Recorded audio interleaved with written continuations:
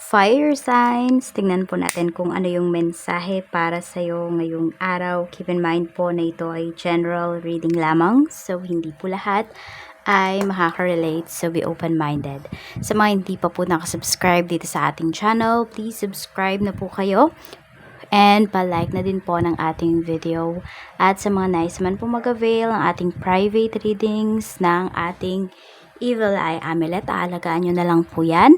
Yan po ay pangontra sa kulam, barang, saan pa, sa mga nag-evil eye, sa mga naiinggit po sa inyo. At pampaswerte po yan sa love life, sa career, sa travel, sa health. Lahat na, kompleto na yan. Sa kaperahan po ninyo. So, sinet ko na yan para, diba, isang bilihan na lang kayo. Ayan po. Basta alagaan nyo lang yan. And ituturo ko naman po sa inyo kung paano yan alagaan kung kayo ay mag-a-avail. Kaya message na lang po kayo sa ating Facebook page or sa ating email. Pero para sa Pinas lang muna po yan. Soon, announce ko dito sa channel natin if mag-i-international na po tayo. But for now, dito lang muna po tayo sa Pinas. Okay? Hindi ko pa siya maasikaso. So, alis na muna po natin yan. Tignan natin kung ano po yung mensahe para sa'yo. Spirit Guide, mensahe po natin kay Fire Signs, Aries, Leo, Sagittarius, Aries. Happy birthday po. Ayan. So, ngayon yung birthday season mo. And I hope na napanood nyo na po yung inyong birthday reading dito sa ating channel. So, tignan po natin ano yung mensahe para sa'yo. So, we have 6 of Pentacles. So, maganda po yung iyong kaperahan ngayon. More on give and take yung nakikita ko dito. Sabihin natin, marami dyan sa inyo, fire signs, you are very responsible with your finances right now. You are responsible enough na nakapagbigay ka pa, na nakakapag-share ka pa. So, yung karamihan po sa inyo ngayon, hindi po kayo nagdadamot. Ayan po. Talagang kapag may nanghingi ng tulong at kaya nyo naman talagang tulungan, nagbibigay po kayo.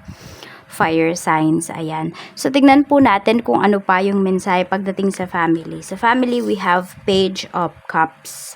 Ano pa po? Spirit Guide, we have 5 of Swords. Ayan, merong may nililihim po sa inyo dito na family member.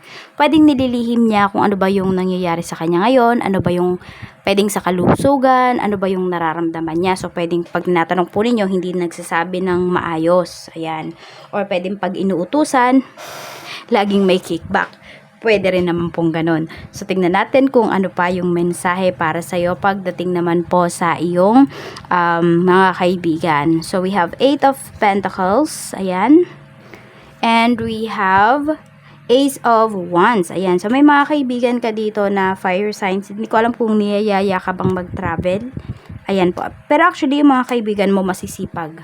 So, marami kang kaibigan dito na hardworking po talaga. So, parang wala ka namang maipipintas sa kanila kung saan man nila ginagastos yung kanilang pera.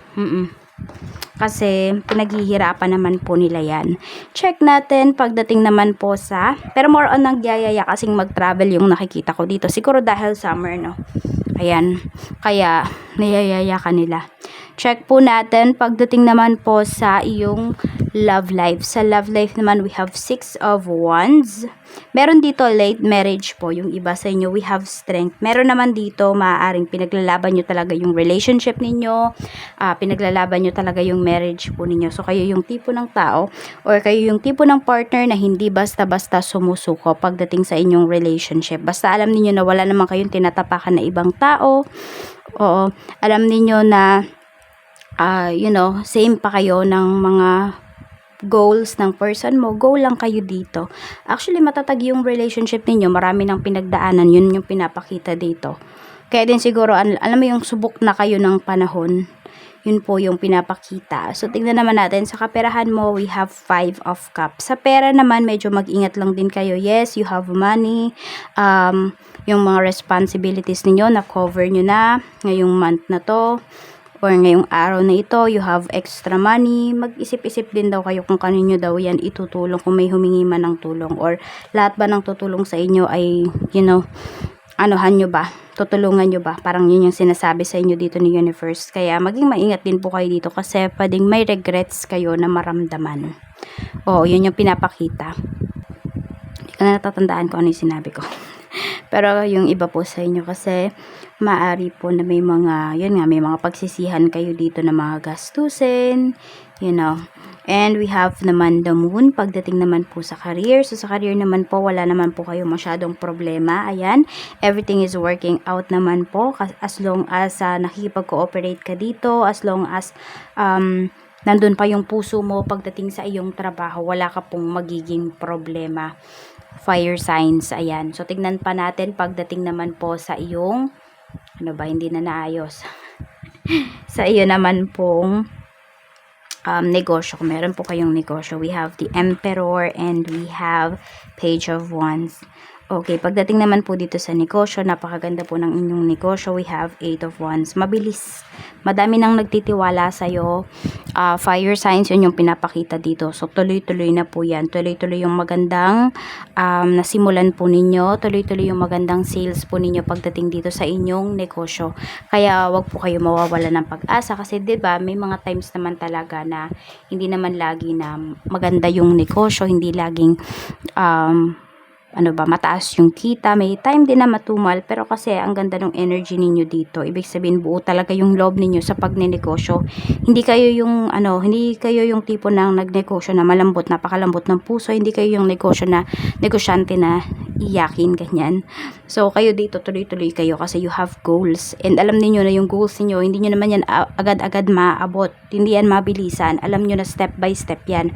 So, nakikita ko dito, fire signs, alam niyo talaga yung pinapasok ninyo in terms of business. Meron kasi mga tao, diba, nabalitaan lang nila, maganda yung kita sa ganito, so pasok sa business, hindi nila pinag-aaralan. Pero ikaw dito, iba, pinag-aaralan mo, which is yan, isa sa mga advantage mo.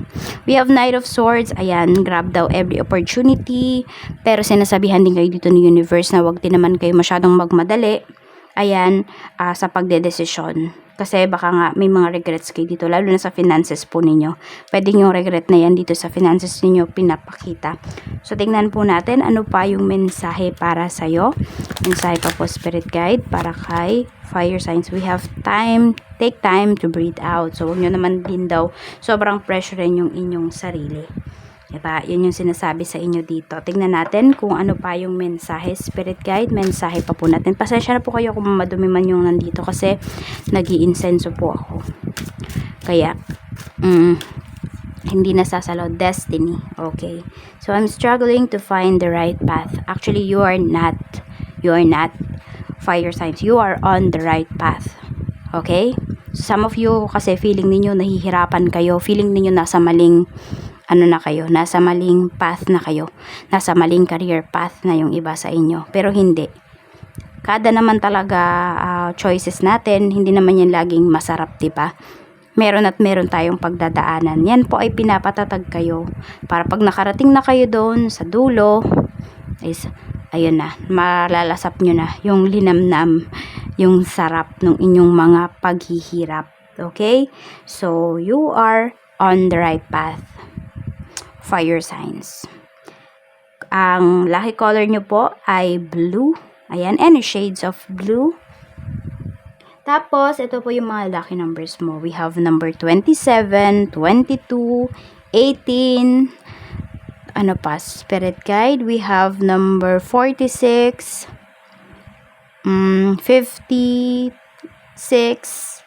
and we have number 4. Yan po. Maraming salamat po sa walang sawang pagsuporta ninyo dito sa aking channel. Mag-iingat po kayo always. And i-cleanse nga natin yung space mo. I-cleanse natin yung energy mo. This is for you. This is for you. Siksik, liglig at umaapaw na blessings ang paparating sa'yo.